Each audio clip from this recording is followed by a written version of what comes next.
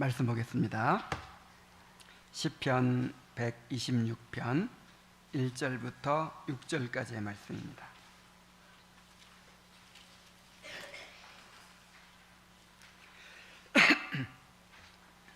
시편 126편 1절부터 6절까지의 말씀입니다. 이 말씀을 함께 한 목소리로 읽어보겠습니다. 자, 시작. 여호와께서 시온의 포로를 돌려보내실 때에 우리는 꿈꾸는 것 같았도다. 그때에 우리 입에는 웃음이 가득하고 우리 혀에는 찬양이 찼었도다. 그때 문나라 가운데서 말하기를 여호와께서 그들을 위하여 큰 일을 행하셨다 하였도다. 여호와께서 우리를 위하여 큰 일을 행하셨으니 우리는 기쁘도다. 여호와여, 우리를 포의 남방 시내들 같이 돌려보내소서. 눈물을 흘리며 씨를 뿌리는 자는 기쁨으로 거두리로다. 울며 씨를 뿌리러 나가는 자는 반드시 기쁨으로 그 곡식단을 가지고 돌아오리로다. 아멘. 이 시편에는 성전에 올라가는 노래라는 표제가 붙어있죠. 시편에 120편부터 134편까지 15편이 성전에 올라가는 노래입니다. 다시 말해서 절기를 지키기 위해서 이제 이스라엘 백성들이 예루살렘을 향해 올라가면서 불렀던 노래라는 뜻이죠. 이 시편은 유다 백성들이 바벨론 포로 생활에서 돌아왔을 때 쓰여진 것으로 보입니다. 여호와께서 포로를 돌리실 때 우리가 꿈꾸는 것 같았다. 그러니까 포로 귀환 이유가 분명하죠. 유다 백성들은 70년 만에 포로로 잡혀간 지 70년 만에 기적적으로 돌아오게 되었습니다. 그러나 바벨론에 살고 있는, 페르시아에 살고 있는 모든 유다 백성들이 다 돌아온 것은 아니었고 일부가 돌아온 거예요. 그리고 돌아와 보니까 다 황무지가 되어 있죠. 그런 가운데서 성전을 재건하고 예루살렘 성을 재건해야 했습니다. 얼마나 어려움이 많았겠습니까? 자, 그러니까 바벨론 포로로 잡혀갔을 때부터 그들의 가장 큰 소원이 뭐였겠어요? 우리를 다시 돌아가게 해주시옵소서. 그거였잖아요. 우리를 다시 예루살렘으로 돌아가게 해주시옵소서. 그게 너무나도 간절한 소원이었을 거 아니에요. 근데 그게 이루어졌단 말이에요. 너무나도 놀랍게 기적적으로 이루어졌어요. 근데 그 이루어지고 나니까 그럼 어려움이 없어졌나요?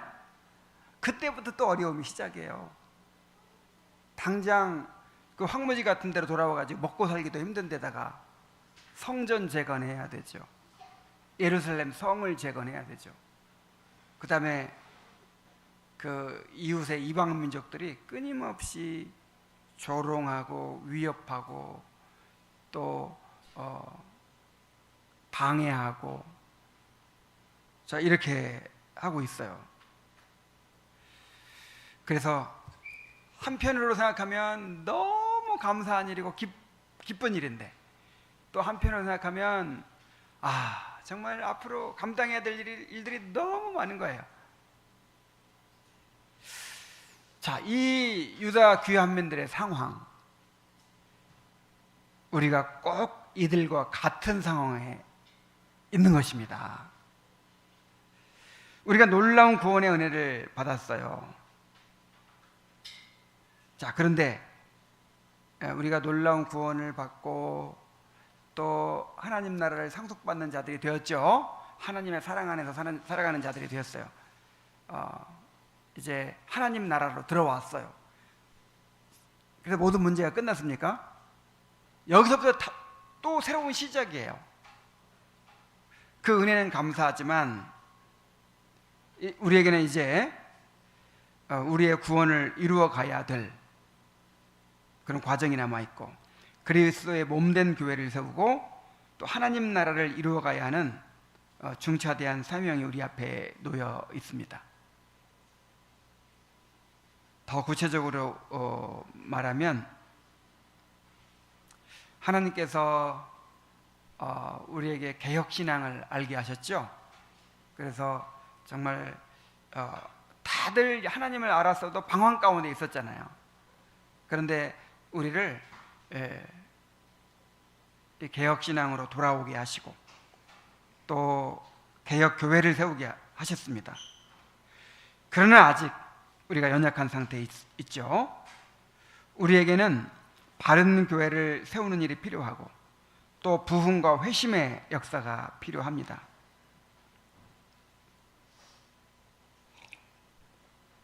우리에게 여러 가지 어려움과 고난이 있어요. 자, 이렇게 보면은 유다 백성들이 처한 상황과 영적으로 비슷하다고 볼 수가 있죠. 자, 이 시편은 이러한 상황에서 우리가 가져야 될 믿음이 어떤 것인지를 보여줍니다. 사실 이 땅에서의 삶은 다 똑같은 거예요. 자, 이 땅의 삶은 어떻게 요약할 수 있냐면 이미와 아직 아니.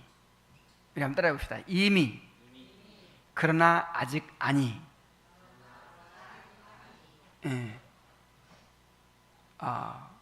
Already but not yet. 영어로 하면 이렇게 되죠. 자, 이미가 뭐예요? 이미 구원 받았어요. 이미 하나님 나라에 들어왔어요. 이미 우리에게 그리스도 안에서 한해 속한 모든 신령한 복이 다 허락되어 있어요. 이미 우리가 받았습니다. 자, 그런데 그것이 아직 우리에게 완성된 것은 아니에요. 그래서 이미와 아직 아니 사이에 우리가 살고 있는데 이것이 언제 끝나요? 이런 상태가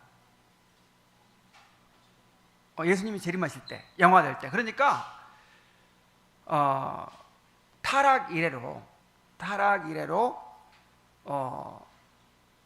어느 시대든 모든 하나님의 백성들이 다 이런 상황에 살고 있다고 볼 수 있어요. 하나님의 엄청난 구원의 은혜를 이미 받았어요. 그러나 그것이 아직 완성되지 않은 상태에서 우리는 고난을 이제 겪게 된다는 것이죠. 이 상태로 언제까지? 주님 오실 때까지. 그래서 이러한 상태에서 우리가 어떻게 이제 어떠한 믿음으로 살아야 될지를 이 시편이 잘 보여준다는 것입니다. 이 시편은 세 부분으로 되어 있어요. 먼저 하나님께서 행하신 일을 돌아보면서 감사하고 기뻐하죠. 그 다음에 하나님께서 이제 우리의 구원을 이루어 주시도록 간구하고, 그 다음에 세 번째로는 하나님께서 앞으로 우리에게 이루어 주실 일을 믿음으로 바라보면서 그렇게 고백하고 있습니다. 자, 이 세 가지 태도가 필요한 거예요, 우리에게. 자, 먼저 시인은 여호와께서 이루신 구원의 역사를 기뻐하고 찬양합니다. 1절부터 3절까지 한번 읽어보겠습니다. 시작. 여호와께서 시온의 포를 보내실 때에 우리는 꿈꾸는 것 같았도다. 가득하고 우리 혀에는 찬양이 찼었도다. 그때 문나라 가운데서 말하기를 여호와께서 그들을 위하여 큰 일을 행하셨다 하였도다.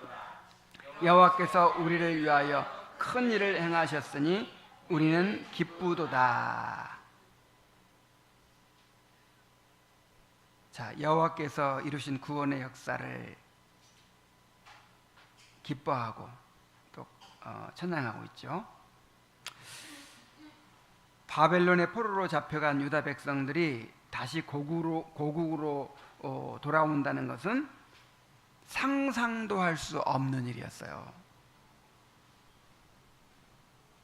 이것은 뭐 여러 번 말씀드렸으니까 다 이해하시리라고 생각해요. 그 작은 나라 백성들이 이제 1000km가 넘어요. 1000km가 떨어진 그 바벨론 제국에까지 사로잡혀 가서 거기서 그냥 정착하고 사는 거예요. 자, 거기서 돌아오려면 그 바벨론 제국을 이겨야 되겠죠. 바벨론 제국을 무너뜨려야 되겠죠. 그리고 또 힘이 있어야 되죠. 그리고 그 민족들이 보존이 돼야 되죠. 뭐 이거는 불가능한 일이에요. 그리고 간지가 몇 년 됐어요? 70년. 70년이면 이민 2세, 3세가 태어나서 완전히 이제 그 나라에 이렇게 정착이 된 상태인데, 그런데 전능하신 하나님이 선지자들을 통해 약속하신 대로 포로로 잡혀간 지 70년 만에 다시 돌아오게 해주셨어요. 바벨론이 망하고 이제 그 메데파사라는 나라가 바벨론 땅을 이제 차지했는데, 그 메데파사의 첫 번째 왕 고레스 왕이 조서를 내린 거예요. 이 페르시아에 있는 유다인들은 다 고향으로 돌아가서 하나님의 성전을 재건하도록 하라, 이런 조서를 내린 거예요. 참, 이게 얼마나 놀라운 일입니까? 어떻게 이런 일이 있을 수가 있어요? 좀 하나님이 이루신 너무나도 놀라운 일이죠. 그래서 시인은 여호와께서 이루신 일을 이렇게 찬양해요. 여호와께서 시온의 포로들을 돌려보내실 때 우리가 꿈꾸는 것 같았도다. 이야, 이게 꿈이냐 생시냐? 자기들이 상상도 할 수 없었던 일, 정말 꿈도 꿀 수 없었던 그런 일이 지금 벌어지고 있는 거예요. 그래서 꿈꾸는 것 같았도다. 그때 우리 입에는 웃음이 가득하고 우리 혀에는 찬양이 찼었도다. 얼마나 감격스러웠겠어요. 얼마나 참 하나님을 높이 찬양했겠어요. 다들 그냥 막 감격스러워하고 싱글벙글하고 또 하나님을 찬양하는 소리가 막 드높았겠죠. 심지어 그때의 문 나라들 가운데서 말하기를,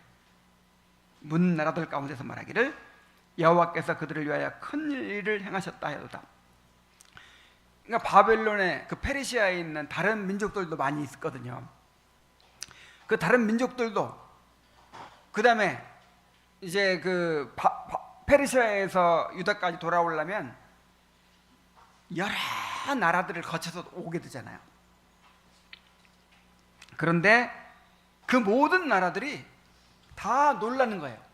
이야, 어떻게 이런 일이 있을 수 있냐? 저 유다라는 나라가 완전히 이제 망해버렸다고 생각했는데, 그들에게는 이제 전혀 희망이 없다고 생각했는데 어떻게 이런 일이 있을 수가 있냐?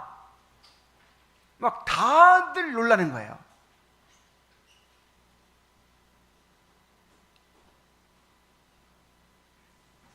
그래서 시인은 여호와께서 행하신 일들을 기억하면서 기뻐합니다. 3절에 여호와께서 우리를 위하여 큰 일을 행하셨으니 우리는 기쁘도다. 참 어려운 상황 속에서도 하나님이 행하신 일들을 생각하면서 기뻐하는 것입니다. 자, 이런 태도가 필요하다는 거예요. 이런 태도가 정말 이거 우리가 놓치면 안 된다는 거예요. 자, 우리는 항상 이미와 아직 아니 사이에서 살고 있다고 했죠. 그러니까 항상 하나님의 은혜가 있는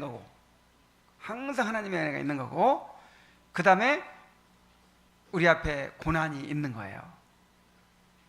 근데 우리가 이 고난만 바라보면서 하나님께서 베풀어 주신 놀라운 은혜를 잊어버리면 안 된다는 거예요.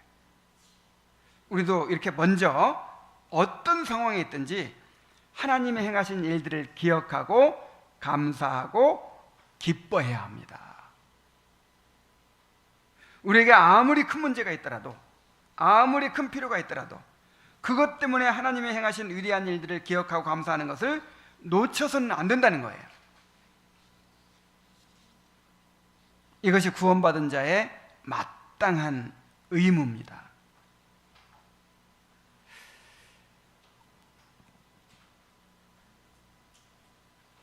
자, 한번 생각해 보세요. 우리의 지난 날을 한번 생각해 보세요.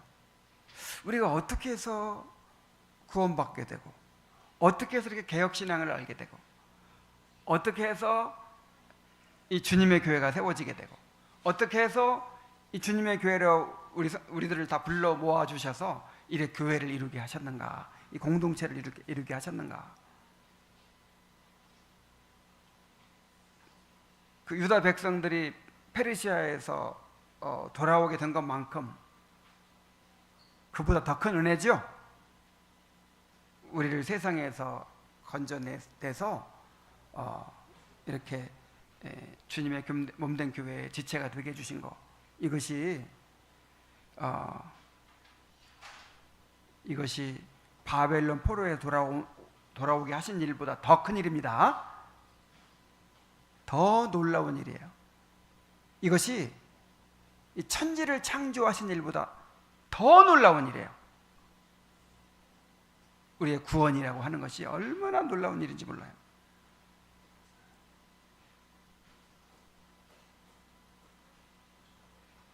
그런데 우리가 현실의 문제만을 바라보면서 하나님이 베푸신 은혜에 대한 감사를 잊어버린다면 이보다 배은망덕한 일이 없습니다.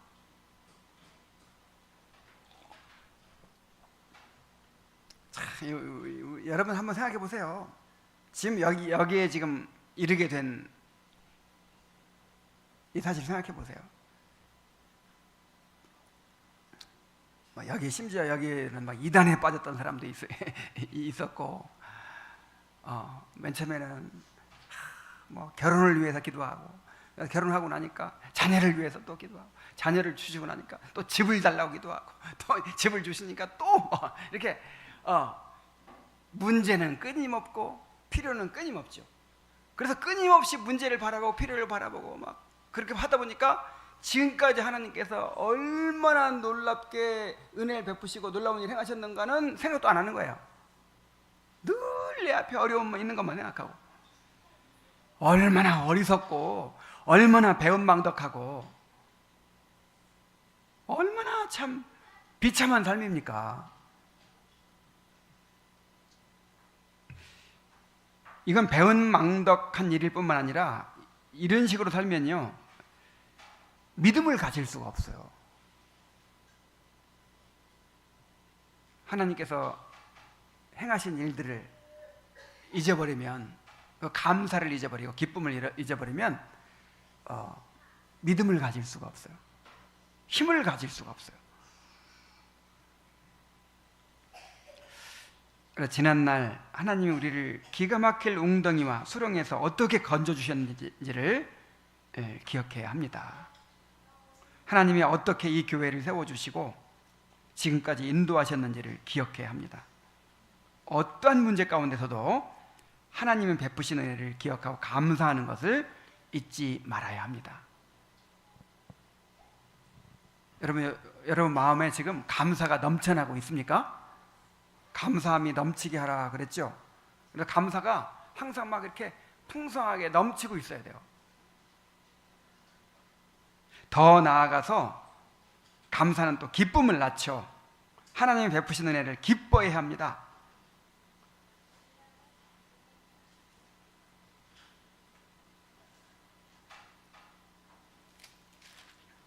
3절에 그랬죠.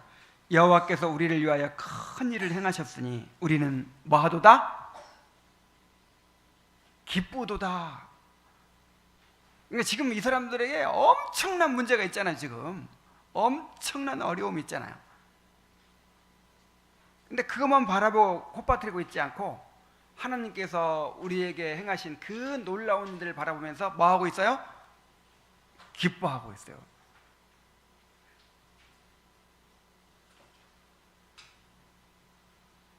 하나님을 즐거워하는 것이 그리스도인의 능력입니다. 느헤미야 8장 10절에 보면 여호와를 기뻐하는 것이 너희의 힘이니라 그랬어요.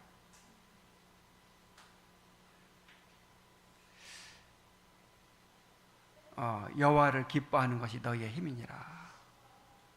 항상 기뻐하라고 하잖아요. 항상 기뻐하라. 또 시편 37편 4절에 보면 또 여호와를 기뻐하라. 그가 내 마음의 소원을 내게 이루어 주시리로다 그랬어요.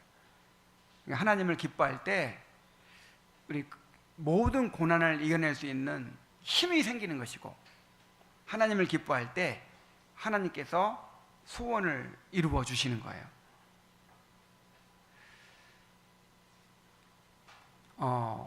끊임없이 불평하고 끊임없이 그냥 죽겠다고 하고 막 이런 사람은 주고 싶지 않아요. 누구한테 주고 싶어요?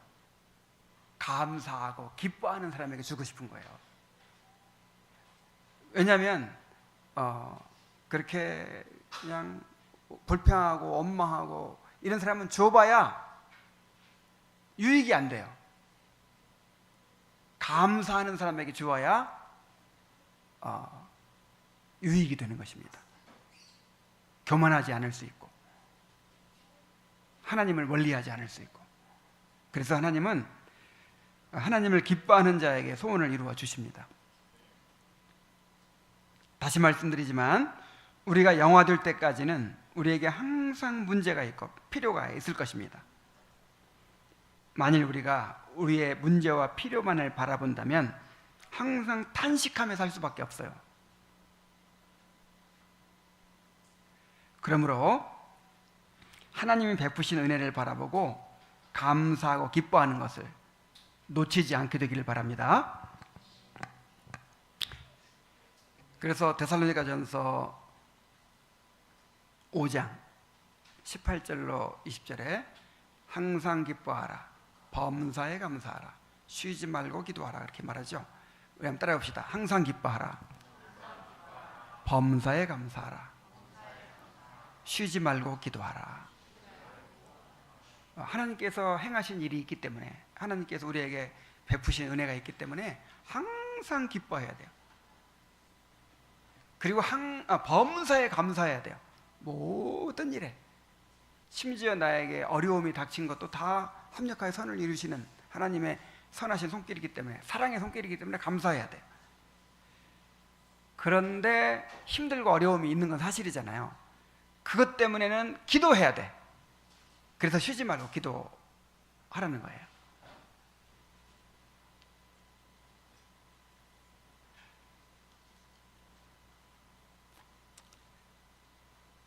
자, 감사하고 기뻐하시기 바랍니다.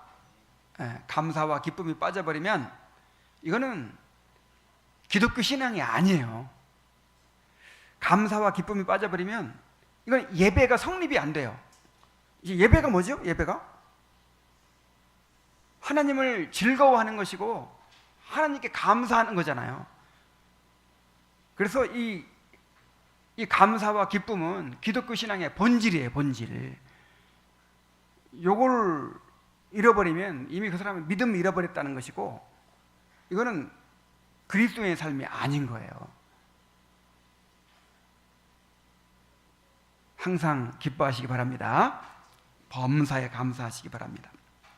그리고 어려운 문제들에 대해서는 쉬지 말고 기도하시기 바랍니다. 자, 이렇게 이제 지난 하나님께서 행하신 일들을 바라보고 이렇게 찬양했어요. 자, 그런데 문제와 필요가 있잖아요. 그것을 위해서는 기도합니다. 유다의 완전한 회복을 간구해요. 4절에 여호와여 우리의 포로를 남방 시내들 같이 돌려보내소서. 자, 이미 포로를 돌려보내 주셨는데 또 포로를 돌려보내달라는 것이 무슨 뜻입니까? 자, 아까도 얘기했지만 포로가 한꺼번에 다 돌아온 게 아니란 말이에요. 포로 귀환은 여러 차례에 걸쳐서 이루어졌습니다.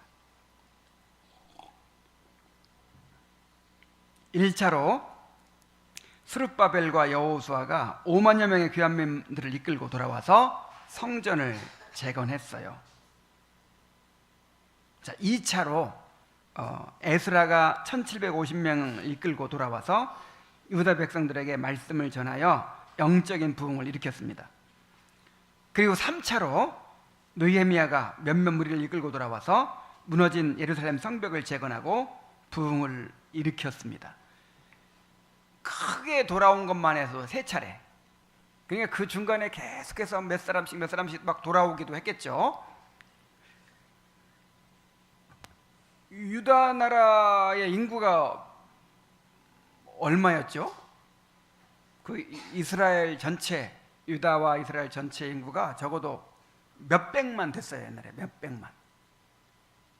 그 몇백만 되던 인구가 그 나라를 이루고 살았는데 불과 5만 명, 10만 명 돌아와 가지고 나라가 재건이 되겠습니까? 그러니까 남아있는 포로들이 다시 다 돌아오게 해달라고 그렇게 간구하는 거예요.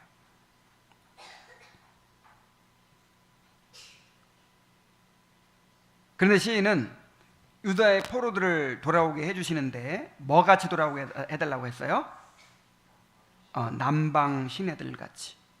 자, 남방 시내들 같이 돌아오게 해달라. 그럼 남방 시내가 어떤 모습일까요? 남방이라는 말은 네게브라는 말, 네게브, 사막 지역을 말해요. 유다 남쪽에 있는 사막 지역. 그 사막 지역에는 강이 없겠죠. 그런데 우기 때 폭우가 쏟아지면 막 시냇물이 여기저기서 막 흐르기 시작해요. 그리고 시냇물이 흐르면요, 마법을 부리듯이 밤 사이에 막 하룻밤 지나고 나면 싹이 나기 시작한대요. 그래가지고 온 들판이 다 초원이 되고 온갖 꽃들이 피어나고 목자들이 양들을 끌고 와가지고 이렇게 풀을 먹인다는 거예요.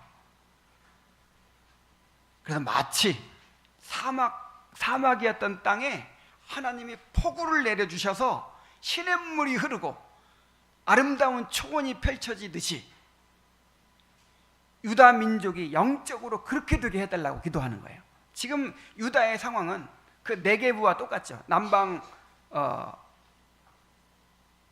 이 유다 남쪽에 있는 사막 지역과 똑같아요. 정말 메마르고 그냥 황무지 같은 상황이에요. 그런데 다시 포로들이 다 돌아와 가지고 나라가 힘을 얻고 다시 성전도 재건하고 그 다음에 성벽도 재건하고 도시도 재건하고 백성들의 집도 재건하고 이렇게 돼가지고 마치 시냇물이 흐르고 그 다음에 아름다운 초목이 피어나는 것처럼 그렇게 부흥을 달라고 기도하는 거예요. 부흥을 위한 기도입니다.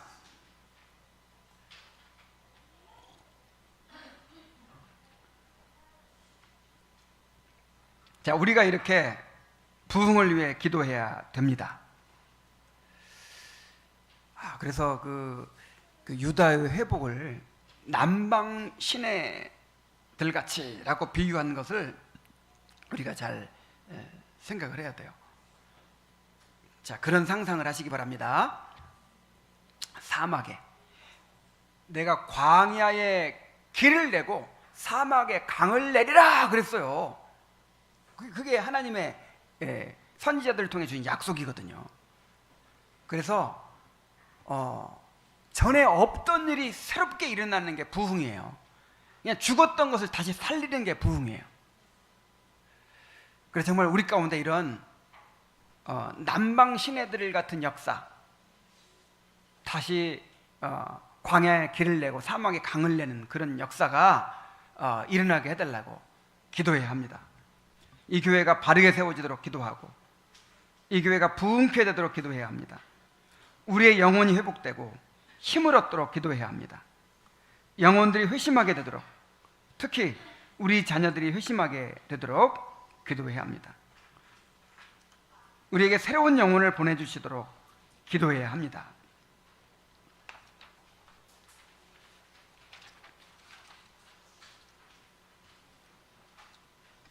자, 이렇게 기도한 다음에 이제 마지막으로 시인은 하나님이 이루실 일을 바라보며 이제 확신을 고백합니다. 5절 6절을 한번 읽어보겠습니다. 자, 시작. 눈물을 흘리며 씨를 뿌리는 자는 기쁨으로 거두리로다.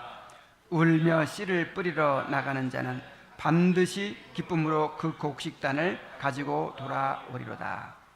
자, 지금 그들은 너무나도 어려운 상황 가운데 있죠. 예루살렘 성을 비롯하여 온 나라가 아직도 황폐한 상태에 있습니다. 돌아온 사람도 많지 않고 국력이 너무나도 약한 상태에 있습니다. 주변의 이방 민족들이 유다가 다시 회복되는 것을 싫어해서 그들을 위협하고 조롱하고 공격하고 있습니다. 그러나 시인은 그런 환경을 바라보면서 낙심하지 않습니다. 그는 언약의 하나님을 바라봅니다. 왜냐하면 언약의 하나님께서 내가 광야의 길을 내고 사막의 강을 내겠다, 그렇게 약속하셨거든요. 그래서 우리를 남방 시내들 같이 다시 회복되게 하옵소서라고 간구하는 거예요. 그는 낙심하지 않고 언약의 하나님을 바라보았습니다. 하나님이 구원의 역사를 시작하셨으니 하나님이 완성하실 것을 믿었습니다. 그래서 울며 씨를 뿌리러 나가는 자는 반드시 기쁨으로 그 곡식단을 가지고 돌아올 것이다. 눈물을 흘리며 씨를 뿌리는 자는 반드시 기쁨으로 거두게 될 것이다 라고 이제 자신의 신앙을 고백하고 있어요. 시인은 자신들이 나라를 재건하는 일을 농부가 씨를 뿌리는 것으로 비유합니다. 유다 백성들은 지금 눈물을 흘리며 씨를 뿌리고 있는 거예요. 자, 왜 눈물을 흘리며 씨를 뿌리죠?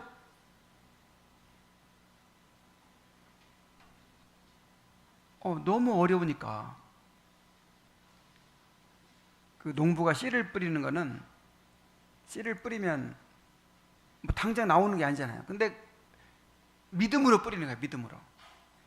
그 옛날에는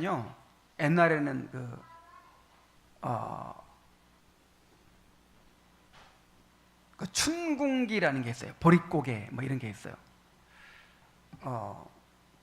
그때 이제 그 양식 다 떨어질 때인데, 그때 최후까지 먹지 않고 남겨두는 게 뭐냐면 씨앗이에요. 씨앗. 그러다 먹어버리면 어떡해요? 이제는 희망이 없죠. 근데 눈물로 그걸 씨를 뿌리는 거예요. 굶으면서 그 씨를 뿌려요. 이제 그 씨가 30배, 60배, 100배의 열매로 돌아오게 될 것을 바라보면서 뿌리는 거예요. 그래서 지금 유다 백성들의 상황이 그렇게 울며 씨를 뿌리는 상황이에요. 정말 자기들 먹고 살기도 힘들어요. 그런 성전을 재건해야 되고 성벽을 재건해야 되고 나라를 일으키기 위해서 그 바벨론의 페르시아에서 그 기반을 쌓았던 모든 것 다 버리고 돌아온 거거든요. 이렇게 돌아온 사람들은요, 정말 대단한 사람들이에요. 정말 하나님 나라를 소망하는 사람들이고 정말 믿음을 가진 사람들이에요. 그래서 우리는 이 바벨론 땅에서 편하게 먹고 사는 거 포기하고 우리는 하나님 나라를 위해서 고난받겠다 하고 돌아온 사람들이거든요. 그러니까 얼마나 힘들겠어요. 그래서 그 사람들은 눈물로 씨를 뿌립니다. 그런데 하나님께서 이렇게 눈물로 씨를 뿌리는 것을 결코 헛되게 하지 않으실 것이다, 그런 확신을 가지고 있는 거예요. 자, 우리에게도 이러한 믿음이 필요합니다. 우리 자신의 형편만 바라보면 낙심할 수밖에 없죠. 그러나 하나님이 이루실 일을 바라보아야 합니다. 자, 우리가 여기까지 오게 된 것도 하나님의 인도하심이었습니다.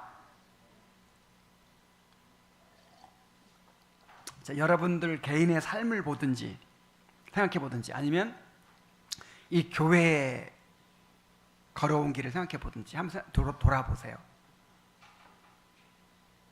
한 걸음 한 걸음이 하나님의 은혜였고 인도하심이었습니다. 우리가 오늘에 이른 것은 다 하나님의 은혜의 손길이었어요.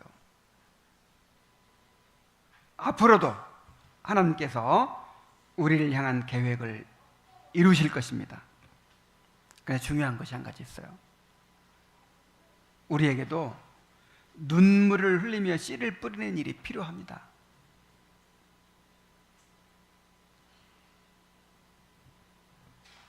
자, 누가 기쁨으로 거둔다 그랬어요? 누가 기쁨으로 곡식단을 가지고 돌아온다고 했어요? 눈물을 흘리며 씨를 뿌리는 자. 눈물을 흘리며 씨를 뿌리는 자가 기쁨으로 거두게 되는 거예요.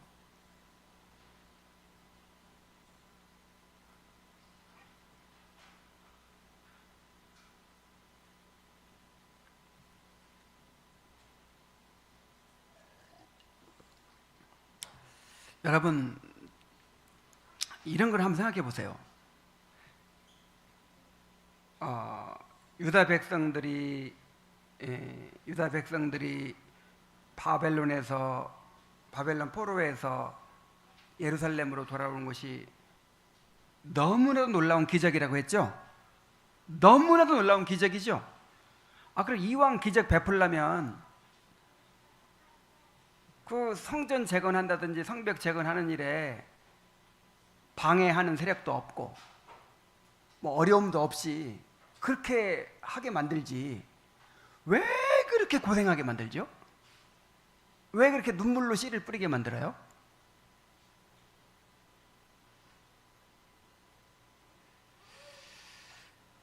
뭐 예를 들어서 예수님의 제자들이나 바울이나 막 성령께서 함께 하셨죠? 성령께서 함께 해가지고 막 놀라운 표적을 막 나타내셨잖아요. 그렇게 표적을 나타내실 것 같으면 풍랑도 안 만나게 하고 그냥 강도도 안 만나게 하고 핍박도 안 당하게 하고 그러면 되잖아요. 그렇게 할 수 없나요? 왜 그렇게 온갖 고난을 다 받게 만들죠?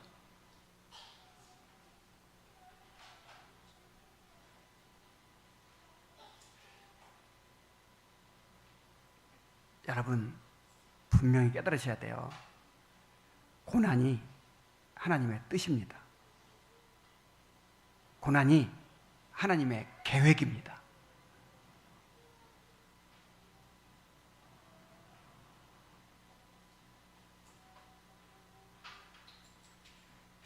예수님께서 말씀하셨어요.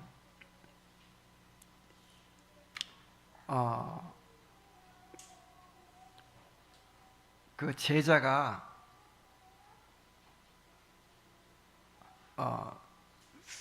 이 스승보다 더 낫지 못하다. 스승같이 되면 그것이 큰 성공이다. 우리의 스승이신 예수님이 그렇게 십자가를 이제 고난을 받으시는데 우리는 그냥 영광받고 막 그래요? 그럼 제자가 아닌 것이죠. 그래서 예수님이 십자가를 통해서 영광의 길을 가셨기 때문에 예수님을 따르는 자들도 그 십자가를 통과해서 부활의 영광에 이르도록 그렇게 계획하셨단 말이에요. 그래서 그 유다 백성들을 이렇게 기적적으로 돌아오게 하시면서도 그 성전 재건하고 성벽 재건하는 과정에서 그렇게 고난받게 만드신 거예요. 그래서 우리도 고난받도록 돼 있어요. 눈물을 흘리며 씨를 뿌리도록 돼 있어요. 자, 이게 왜 중요하냐면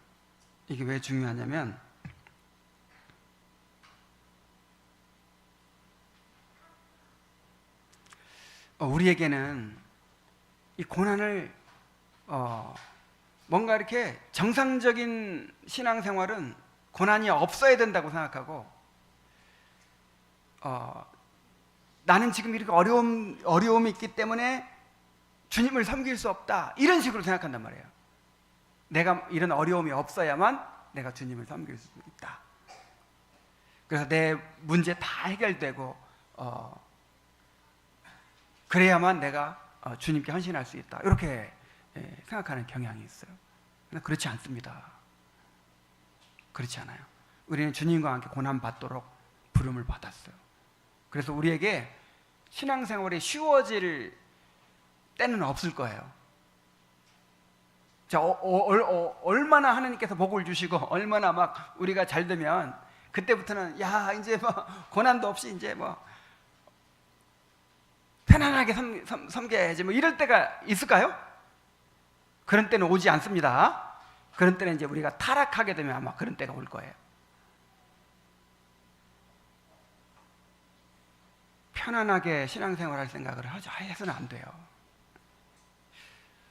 이 개혁교회들이요, 이제 개혁교회들이 그 기존의 이 복음주의 교회들의 잘못된 부분들을 막 이렇게 이제 비판하고, 그 다음에 그렇게 이런 거 잘못했다, 저런 거 잘못했다 이렇게 판단을 하죠. 그러면서 정말 늘 말하지만 애기 목욕시키고 구정을 버리면서 애기까지 버리는 것처럼 정말 중요한 것들 다 버려버리는 거예요. 그래서 개혁교회를 다니면 이제 새벽기도 안 해도 되고, 이제는 이제는 그 개혁교회들은 주일 한 번만 딱 예배드리는 교회들도 많더라고요. 그리고 이제는 헌금도 많이 안 내도 되고, 이제 사역자들을 안 섬겨도 되고, 이제 그러는 줄로 알아요.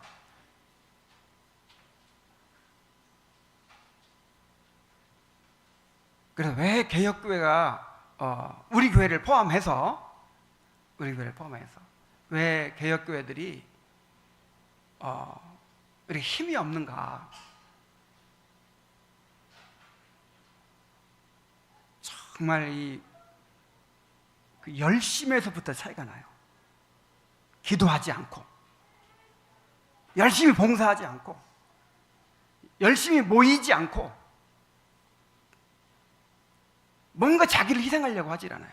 섬기려고 하질 않아요.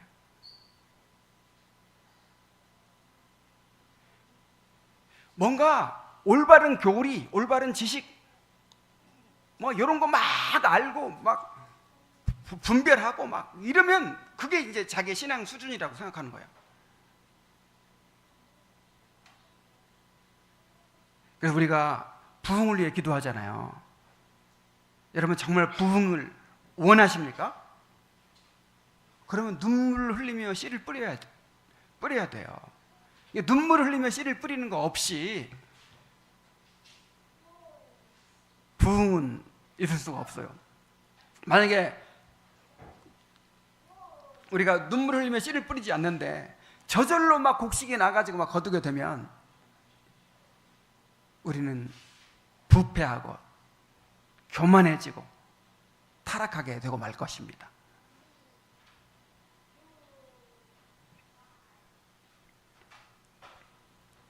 그래서 정말 부흥을 위해 기도한다면 정말 눈물을 흘리며 씨를 뿌리는 그런 교회가 되어야 할 줄로 믿습니다.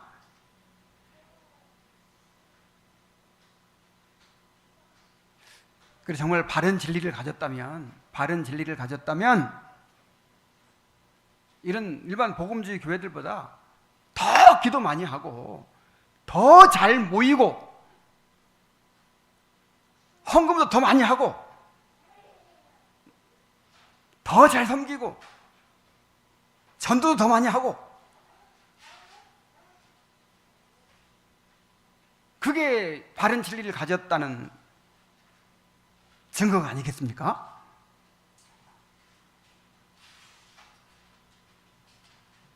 이렇게 눈물을 흘리며 씨를 뿌리는 자들의 수고와 희생을 하나님은 결코 헛되게 하지 않으실 것입니다. 잠언 11장 18절에 보면 악인의 싹은 허무하되 공의를 뿌린 자의 상은 확실하니라 그랬어요.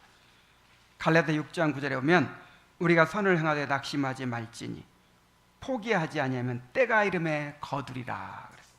히브리서 6장 10절에 오면 하나님이 불의치 아니하사 너희 행위와 그의 이름을 위하여 나타낸 사랑으로 이미 성도를 섬긴 것과 이제도 섬기는 것을 잊어버리지 아니하시느니라.